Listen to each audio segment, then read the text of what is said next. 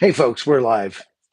I am in Armenia and it's very early in the morning.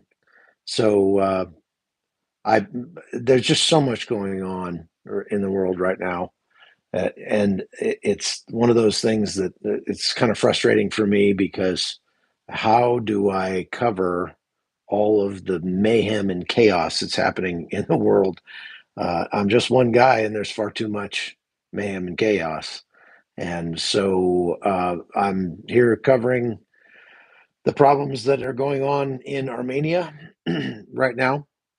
So I'm up in the mountains in a very remote village called Tatev in Armenia. It's pretty cold up here. It's about 50 degrees today. Well, I don't know. It's probably less than that. It was 50 degrees when I went to sleep last night, but now it's about 6 o'clock in the morning and very chilly in this room here. Hey, how's it going?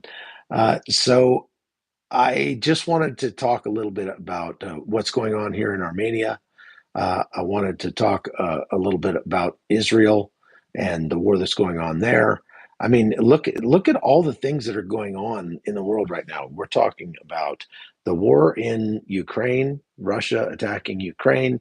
You're talking about the war in Burma, the Burmese government attacking its own people. You're talking. There's war in Ethiopia. There's war in Sudan. There's war in you know Detroit, Portland, Baltimore, places like that. There are people all over the planet that are hurting right now, that are in trouble. And Armenia is one of those places that is just not getting much attention in the news. All the attention right now is focused on what's happening in Israel. Absolutely horrific images coming out of Israel. I have friends who were trapped there when this attack happened that called me. They're friends from the United States, guy I went to high school with who was stuck in Jericho, and another friend who's stuck in who was in Tel Aviv when the rockets were falling. So we're hearing from people there. It is absolutely horrific what's going on there. Worst loss of life among the Jews since the Holocaust. Absolutely incredible when you look at what's going on. I'm going to put my glasses on so I can read what people are saying. Does the federal government have anything for America or the constitutional republic? Not sure what you're talking about. I'm talking about Israel right now. Um, oh, how did they not see it coming? Well, I heard that there was a cyber attack that kept them from being able to see the incursions across the wall. They had a very high tech wall, and they weren't able to see that. But also, this thing was planned apparently in Iran, and it was planned over the course of just a couple of weeks, very quickly, and so that probably had something to do with the fact that they weren't able to counter this before it happened. The long and the short of it is the Israelis can be surprised, but they cannot be beaten by Hezbollah, Hamas, or anybody like that. And so you're talking, there's going to be a lot of bloodshed, and every drop of the blood that's being shed in Israel and in Palestine, or the Palestinian Gaza Strip right now and elsewhere, is on Hamas. It's on Iran, and Iran is being supported by China, and China and Russia are looking to they would like to see more chaos around the world to take the focus off of them. Russia wants this to happen in Israel to take the focus off of what they're doing in Ukraine and to try to dilute the aid, dilute the energy of the West. And so that's definitely happening. But I wanted to talk about the reason I want to do this live today, real quick, is I just want to talk about how do you choose uh, who to support when something like this happens? I mean, here we are in Armenia, very complex, thorny situation here because Azerbaijan has been attacking the Armenian exclave of what the Armenians call Artsakh, or the Nagorno-Karabakh region. So, just to give you a sense, if you haven't studied all this. You have Armenia proper, which is a very small country, very, very small country, only 2.5 million people, that's stuck between Turkey and Azerbaijan. Okay. Georgia to the north, Iran to the south. It's a very important piece of land. It's a very strategic piece of land that everybody sort of wants to control because, for example, the Russians would like to be able to get material, drones that they're buying to bomb Ukraine, for example, from Iran, shipped through Armenia up into Russia. But Azerbaijan wants to get its they want to get its the oil and gas out of Azerbaijan and to the west. And to do that, they're kind of stuck because they have one pipeline that goes up through Georgia, but that Russia won't let them go through Russia. Iran won't let them go through Iran, and they have and there's an exclave of Azerbaijan on the other side of Armenia called Nakhichevan, right? And so I'm gonna just reading. Okay, yeah, okay, you're a constitutional republic. That's great. That's not what we're talking about right now. So Azerbaijan and Nakhichevan are basically the same country. Nakhichevan is an exclave of Azerbaijan. That was all done by Stalin back in the early 1900s. He gave a portion of Azerbaijan to Armenia because it was all full of Armenians, and he gave a portion of Armenia to Azerbaijan because he wanted those Azerbaijanis over there, trying to kind of keep those people separated so that they wouldn't be, uh, rising up against him. Okay, so Azerbaijan, though, has always had a problem with this traditionally Armenian exclave that's right in the middle of their country, that's inside their country. It was a self-governing protectorate of Armenia. It was full of about 300,000 Armenians at one time living there. They governed themselves. They left the Azeris alone. They just kept to themselves. But the Azeris have been saying, no, that's Armenia. I mean, that's Azeri land. We want that land. And there've been several wars going back 30 years over that. Finally, things have gotten chaotic enough in the world stage that it's just uh, time. Azerbaijan believes it's time for them to make a move against Armenia. And so they did. And they've built up their armed forces to the point that they're like 5 times the size of Armenia's army. They also have support from Turkey, which is the 8th largest military in the world. And so Armenia, there's no way they can stand up to Azerbaijan and Turkey. It's just not going to happen. They don't have the strength, they don't have the people, they don't have the money, they don't have the manpower or the military to stand up to Azerbaijan and Turkey. They just don't. They have countered that up until recently by siding with Russia, by aligning themselves with Russia and using Russia as kind of their big brother. And Russia would come in when Azerbaijan was aggressing against Armenia. Russia would come in and say, "Hey, knock it off." And they even sent peacekeepers down in 2020 to sort of keep the peace between Azerbaijan and Armenia. But because of the war in Ukraine, and Russia is losing that war badly, um, Russia has started pulling its peacekeepers out of Armenia.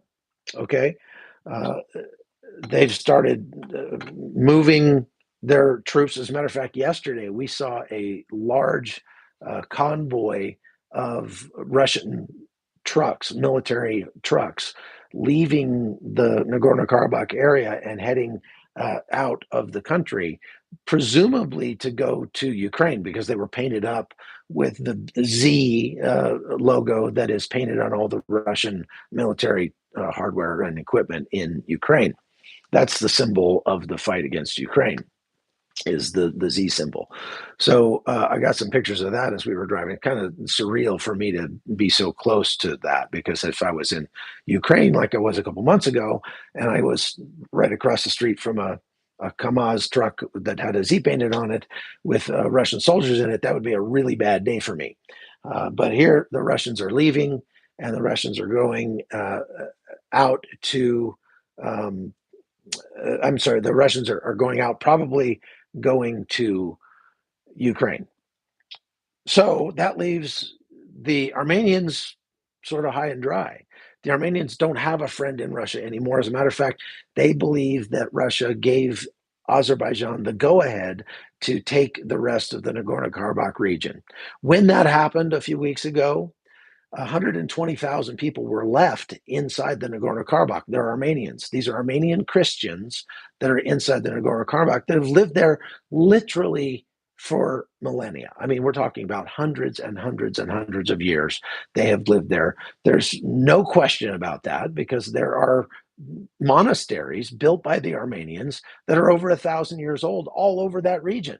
So Azerbaijan has no claim to the Nagorno Karabakh as from a historical standpoint. They just simply don't. Okay, so we are looking at for Armenia an existential threat. This is a very difficult time for Armenia uh, because now Russia has sort of abandoned them. Azerbaijan has taken that cue to drive everyone out, ethnic cleansing. This is what it looks like. They are cleansing the Nagorno Karabakh of every Armenian, and virtually all of them are gone by now. So the Nagorno Karabakh has become essentially a giant ghost town. Their capital city of Stepanakert is empty, except for the troops that Azerbaijan has put in there.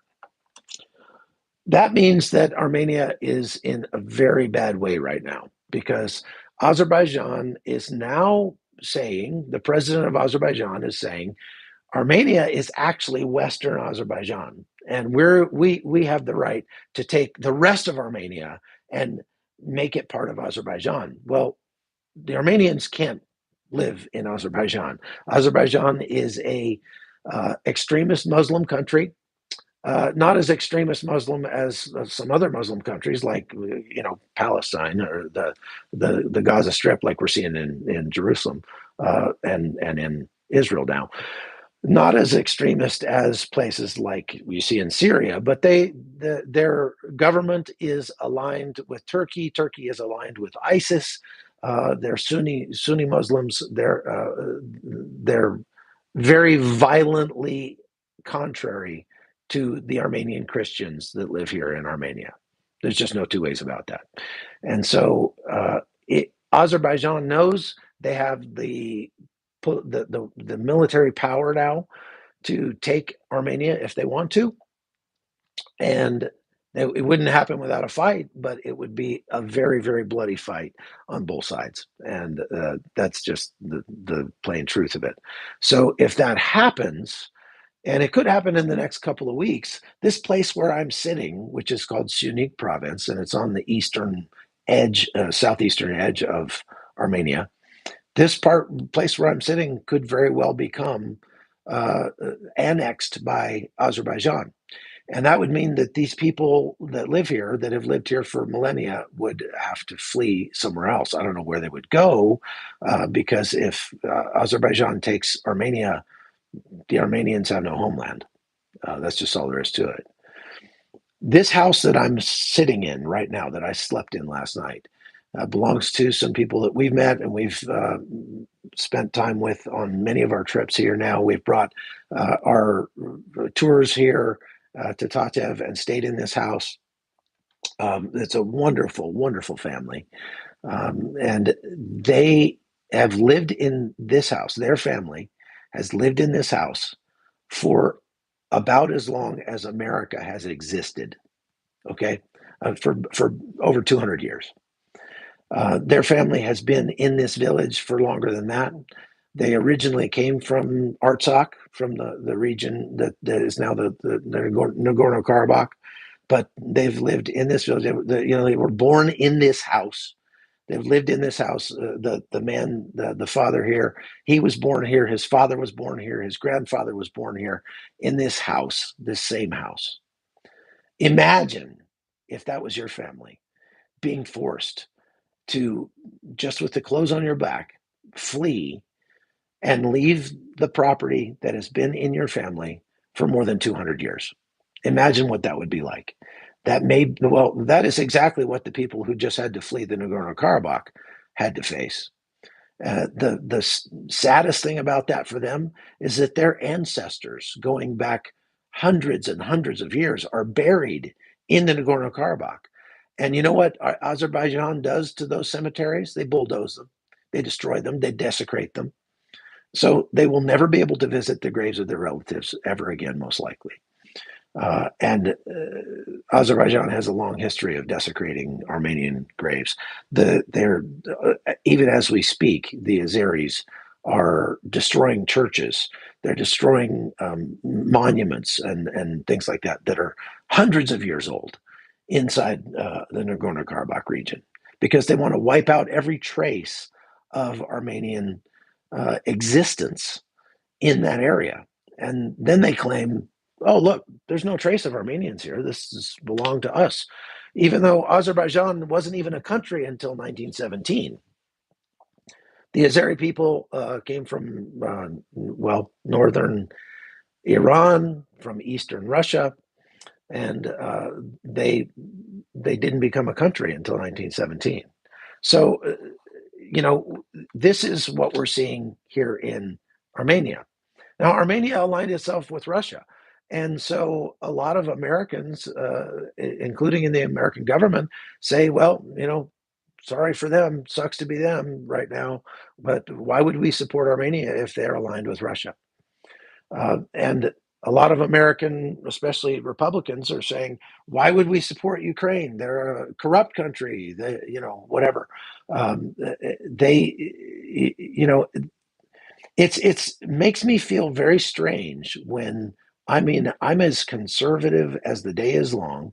I align myself politically with the conservatives, okay, and very corrupt. Are you talking about Ukraine or are you talking about the United States? Because right now, I would argue very vociferously that the United States is far more corrupt than Ukraine is. Let's put it this way. The president of Ukraine has a 91% approval rating in his own country. What's Biden's approval rating right now? It's in the 30s, and that half the country voted for him, and he's got an approval rating in the 30s. So you want to talk about corruption? Let's talk about America. Let's not talk about Ukraine. Forget about that. The bottom line is, uh, I feel very strange because having been to Ukraine, I was there in 2014. I was there, during the Maidan Square incident, and when the Crimea was annexed by Russia. I've been to the Donbass. I was in the Donbass 3 weeks before the war started. I spent 3 weeks in the Donbass walking around, talking to people who live there. These are Russian speaking people who are ancestors of just one generation removed of people who were forcibly relocated to that area from Russia after Russia, the Soviet Union massacred like 4 million Ukrainians in what they call the Holodomor in 1932 and 33. Um, so these are people who still have family in Russia. And I walked around in the Donbass talking to people, asking them, would you rather be Russian or would you rather be Ukrainian? And all of them, save one drunk guy that I ran into, said, no, we're Ukrainian. I mean, we speak Russian, but we're Ukrainian. We don't want to be part of Russia. The propaganda that you hear that the people in the Donbass all were being persecuted by Nazis from Ukraine and they all wanted to be part of Russia is absolute bunk. It's absolute lie. I was there. I can promise you that is not true. The people in the Donbass were not being attacked by the Ukrainians. It was the other way around. There was shelling happening from the Russian side coming over every single day. I was there. I saw it with my own eyes. So, having been there and having seen it with my own eyes, to have about half of the Republican Party believe all of this ridiculous, unproven Russian propaganda is an absolute mind-bending thing for me, and it just proves how good Russia's information war game is. Russia's propaganda is so good. They are so effective. If only they could have been that effective with their military, they would have taken over Ukraine in 24 hours. But their military sucked, but their information war capability was so good that they have somehow managed to convince about half of the Republican Party that Ukraine is at fault for what's happening in the war between Russia and Ukraine, and that's just absolutely not true. I was there for 6 months, more than 6 months in the last year. I can promise you, it's just not true. It just isn't. If you think it is, you're wrong. That's all there is to it. You are mistaken. If you haven't been there like I have and seen it with your own eyes, you are mistaken and you don't know what you're talking about. And I invite you, come with me. I will take you. I've done it. I was just in Ukraine a couple of months ago, and I took some people who were heavily skeptics. They were skeptics. They believed all of the propaganda that Ukraine was a bunch of Nazis, that they had bioweapons labs that they were building there, which is absolutely ridiculous.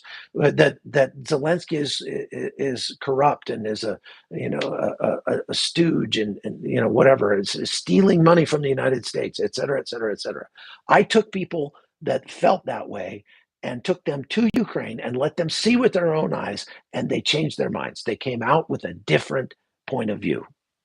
If you believe that, if you believe that Ukraine is at fault in the war between Russia and Ukraine, I invite you to come with me. Come on, we'll do a tour. I'll take you around. I'll introduce you to the grandmothers there who have been bombed out of their homes. I'll introduce you to the parents who have had their children murdered or stolen and kidnapped and taken into Russia. Russia is at fault in that conflict. That's just all there is to it. And I'm so tired of arguing about it because people who don't know what they're talking about, because you read something on the internet, you really think you know more than I do after I went and spent 6 months there. Really? You really think you know more than that? I've been to the sites of these bioweapons labs, and it's a veterinary clinic. Okay, you're not going to put a bioweapons lab in a veterinary clinic. Okay, so I've tracked this stuff down. And I can tell you that from a moral standpoint, Russia is at fault. That's all there is to it. Now, let's talk about Armenia. From a moral standpoint, who's at fault here? Is it Armenia's fault they've been here? Is it Armenia's fault? Does Armenia deserve to be attacked, to be driven out of their homes and ethnically cleansed from the Nagorno-Karabakh region? I think you'd have a really hard time making that argument. I think you would. And so if Azerbaijan is the aggressor here and they're kicking people off of their traditional homeland, then Azerbaijan is wrong. And I should stand against Azerbaijan. I don't care if they've got oil or gas that we need. I don't care. No, did Armenia attack Azerbaijan? I'm sorry, what? What? Armenia attacked Azerbaijan? Like, when did that happen? If you read the history, if you look back at the history of the conflict here, Armenia, at the end of the Soviet Union, when the Soviet Union collapsed in 1991, Armenia had a referendum, and the people in the Nagorno-Karabakh region had a referendum and said, we want to be part of Armenia. But they were an exclave. They were inside. They were surrounded by Azeri territory. And so the Azeris started a war against the Nagorno-Karabakh. And Armenia came to the defense of the Nagorno-Karabakh and defeated the Azeris at that time and set up a military cordon around the Nagorno-Karabakh to protect those people because they had to. And that lasted for 30 years. In that 30-year time period, the Azeris built up their armed forces using their oil and gas revenues to the point that they're 5 times the size of Armenia's military, and they attacked Armenia again, and this time they won and they drove the Armenians out. So no, Armenia didn't attack Azerbaijan. So I think from a moral standpoint, you have a really hard time making the case that we shouldn't stand up for Armenia here, regardless of the fact that they're aligned with Russia. So Russia's wrong in attacking Ukraine. Azerbaijan is wrong in attacking Armenia. From a political standpoint, if you were looking at it just from a political standpoint, there are people who are saying, well, you know, we what do we care about Armenia? They have nothing to offer us. They have no oil. They have no resources. There's nothing that Armenia can do for America. So why should we care? Let them fight it out. What I'm trying to tell you is, if you want to look at it from a political standpoint, if you want it to all be about your tribe or your team, go America, go conservatives, go Republicans. Great. I mean, I'm a conservative. I'm a Republican. I lament what the Democrats are doing to the United States of America. I lament the ridiculous things that are happening in the U.S. government right now. I've done a tremendous amount of reporting on the absolute catastrophe at the U.S. southern border, and it is a catastrophe. There's no doubt, no two ways about it, and it is destroying America. I mean, I'm to the point where I really believe America is pretty much toast. I mean, the America will not survive another 4 years of a Democrat administration, allowing millions of people across our southern border. It just won't. What you are seeing happening in Israel right now, that's just a taste of what will happen in America at some point due to the Democratic policies. But when it comes to saying, well, who should I side with when it comes to the conflict here in Armenia? Who should I side with when it comes to conflict in Ukraine? Who should I side with when it comes to what's happening between the Palestinians and the Israelis? Who should I side with when it comes to what's happening in places in Africa, in Sudan, whatever? I don't make the decision of who to side with based on my politics. My politics are secondary to my integrity, to my morals. And so I make the decision on who to support, who to stand with, based on what's right, what's morally just. And if that goes against what my political party thinks is expedient, so be it. Sorry, I'm going to have to disagree with most of the Republicans who are saying we should completely abandon Ukraine and pull in Afghanistan now that we've already sunk, $70 billion into Ukraine, and at a very good return on our investment, by the way, because we've degraded the Russian military by about half. Okay, so the Russian military is not going to be a threat to the world for a decade or more after this is over, probably a generation. So the $70 billion we've spent helping Ukraine, not all of that's gone to Ukraine. A lot of it's gone to support American troops that are on NATO's borders in Hungary and Poland and places like that. That Ukraine doesn't get anything out of that money, but anyway, whatever amount of money we've sent to Ukraine, whatever amount of military hardware we've sent over there, the Republican Party wants to pull in Afghanistan. Afghanistan, wasting $86 billion of American hardware and just pulling out and letting Afghanistan fall to the Taliban. And now the Republican Party wants to do that in Ukraine. Smart. Yeah, really smart. Even from a political standpoint, that's just stupid. Okay. Oh, we've got people coming across the southern border. Okay. Oh, we've got homeless people in America. Why aren't we spending that money on homeless people in America, folks? We can do more than one thing at a time. And if we're going to absolutely pull out of Ukraine, which means we're pulling out of NATO, we're abandoning NATO to the predations of Russia. Okay, if we're going to pull out of all that, if we're not going to take a stand for what's right in Ukraine, then guess what? America has no say in what happens around the world. America has no right to try to, defend American interests across the globe. Because this is what defending American interests across the globe looks like. It looks like supporting Ukraine. But forget about all that. Forget about the economic reasons we should support Ukraine. Forget about the political reasons that it would make sense for Republicans to support Ukraine. Are we using the taxpayers' money correctly? Right now, pretty much everything we're spending is on a Chinese credit card. I hate the taxes that I have to pay. I'm very against the United States taking so much of my money, and they're not using it wisely, that's for sure. Uh, a lot of it, far more than what is going to Ukraine, is being wasted by social programs that are being paid to illegal migrants who are crossing our border illegally. So if we really cared about the taxpayer treasure, we'd close the southern border. That'd be step one. Okay, we could close the southern border, save a whole lot of money. The money that we've spent in Ukraine is a tiny fraction of 1 year's military budget. Do you know what the budget is of the U.S. military every year? It's right around $1 trillion right now.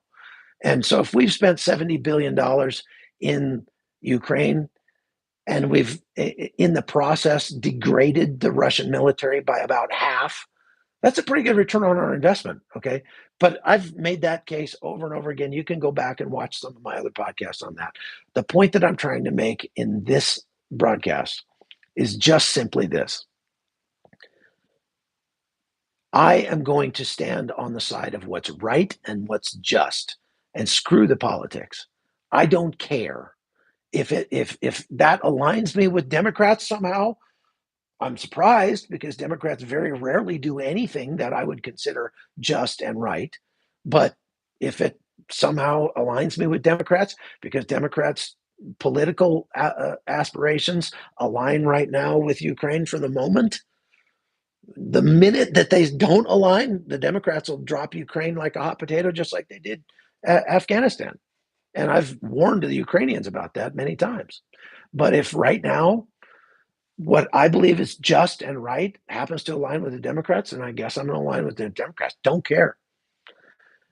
If standing for what's right in Armenia, in this conflict between Armenia and Azerbaijan, puts me at odds with what would be economically feasible for Western Europe or the United States or NATO, sorry, it's what's right.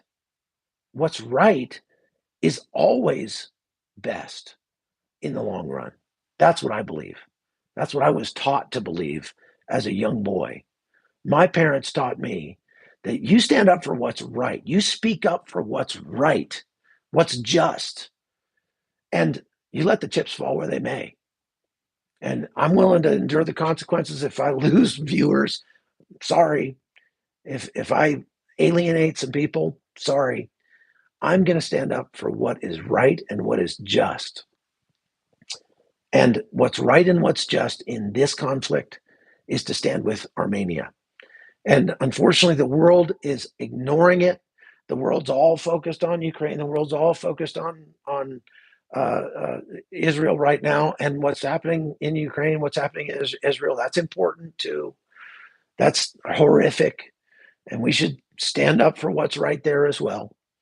The crazy thing is that when we stand up for what's right in Ukraine, Ukraine is not standing for what's right in Armenia. And I have to criticize Ukraine for that. Ukraine is congratulating the Azerbaijan for having taken over the Nagorno-Karabach. And Ukraine is wrong to do that.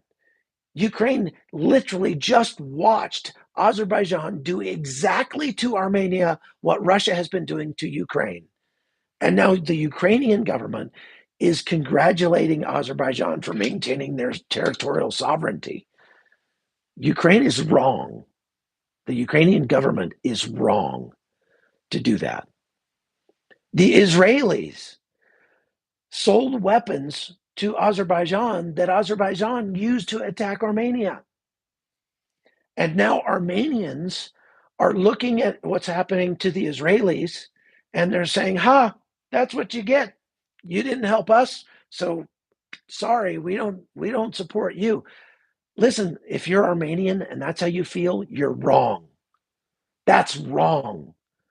Okay, what's happening right now in Israel to the Israelis is unjust, it's immoral.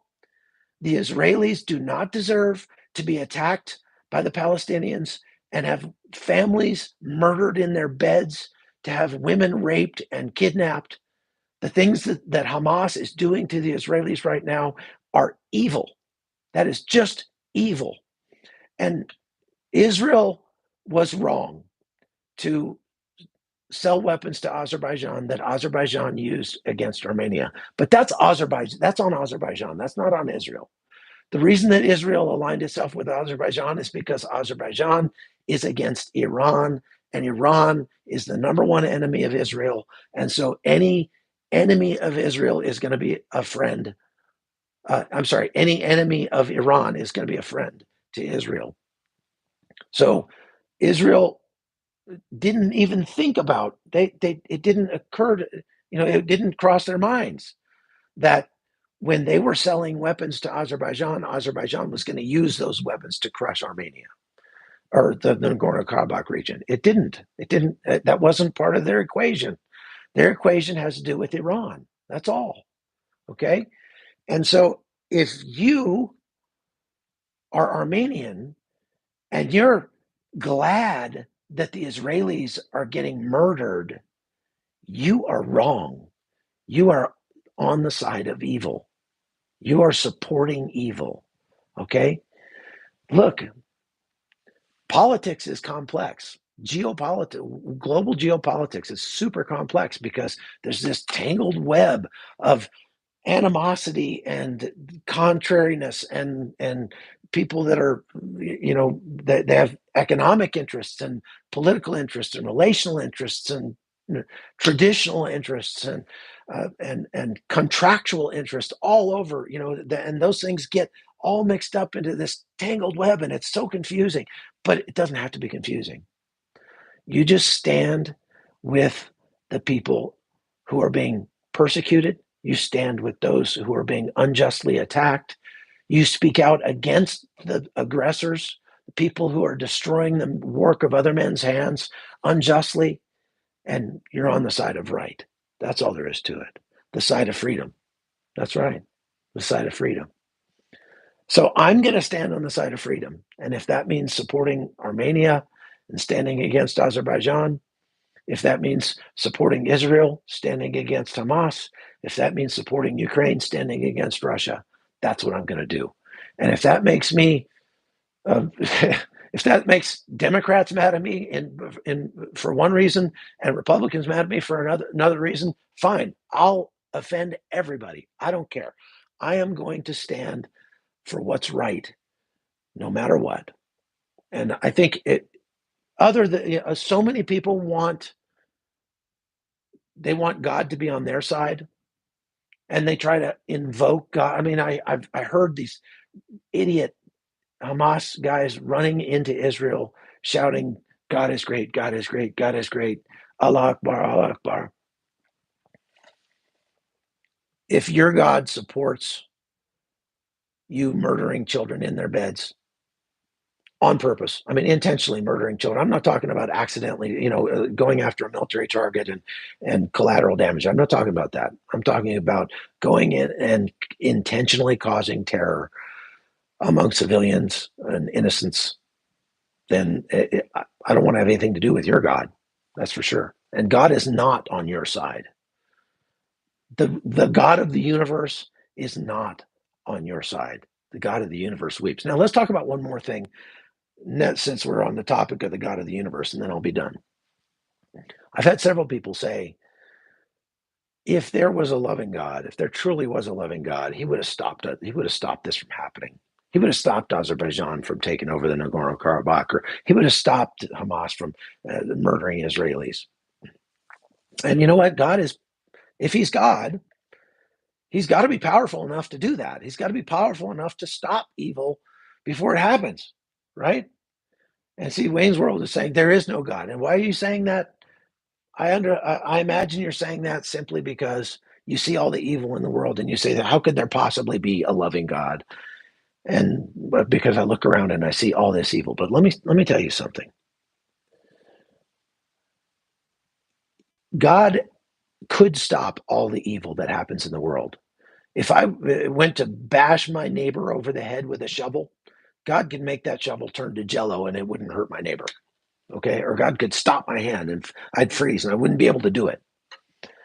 But that would mean that I would not have the freedom, and none of us would have the freedom to choose good from evil, to choose right or wrong, to choose to, to be free human beings, to be free agents. We'd be automatons, we'd be robots if God were to stop evil by stopping us from having the freedom to choose to do evil. Because if good means anything, if you want to say you're a good person, it means that you choose the good more often than you choose the evil. But that option to choose evil has to be there, or else there is no such thing as free will. And God loved us enough to trust us with free will. And look what we did with it. We use it to bash each other over the head with shovels. But God is powerful enough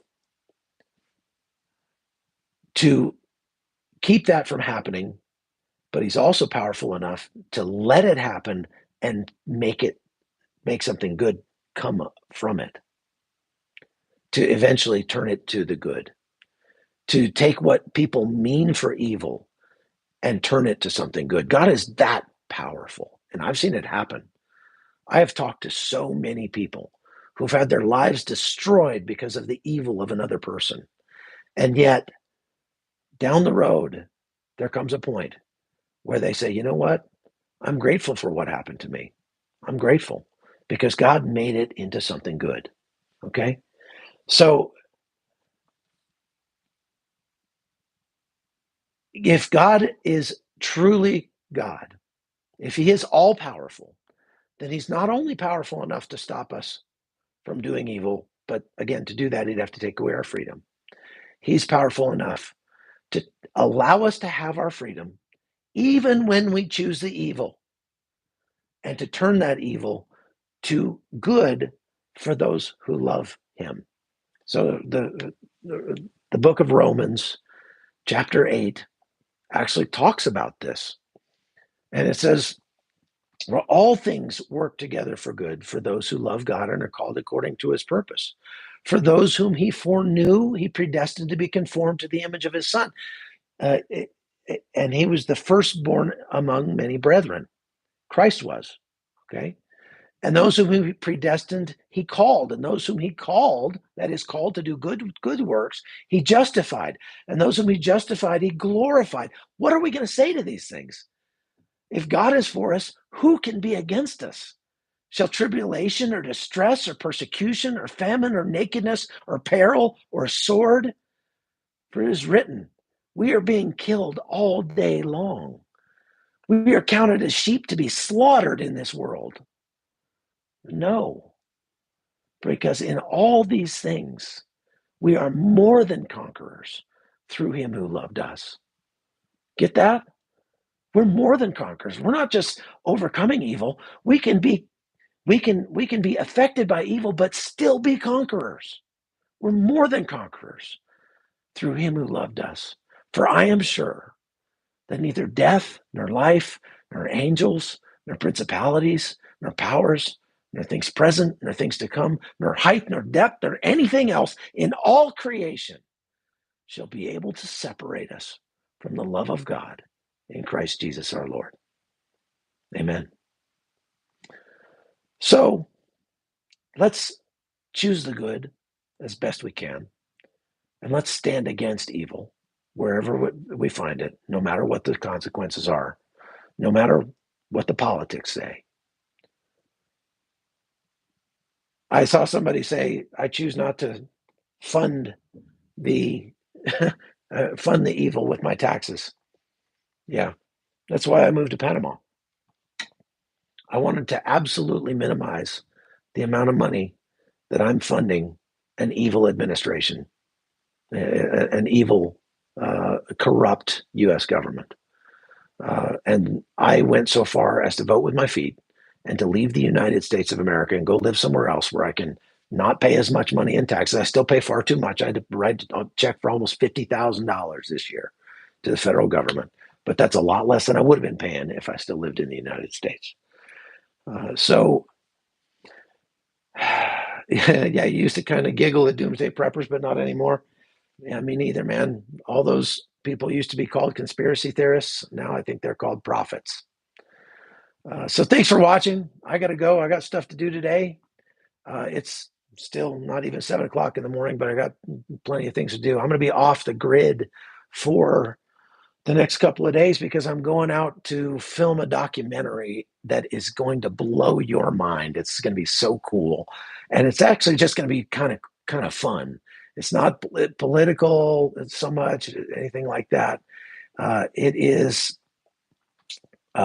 It's about a village high in the mountains in a very remote part of Armenia, and it's been there for centuries, but it is all abandoned except for one man and his wife who live in this village alone year round, and they're just subsistence farmers. They just live up there and they just survive by what they can grow and what they can raise. And we're going to go live with them for a couple of days. It's well off grid, and it's going to be a really cool story when we get it told. So, guys, thanks for watching. Thanks for all your comments. Whether you agree with me or disagree with me, I appreciate all of you. And thank you for being a part of the Hot Zone. Keep watching. We'll see you later.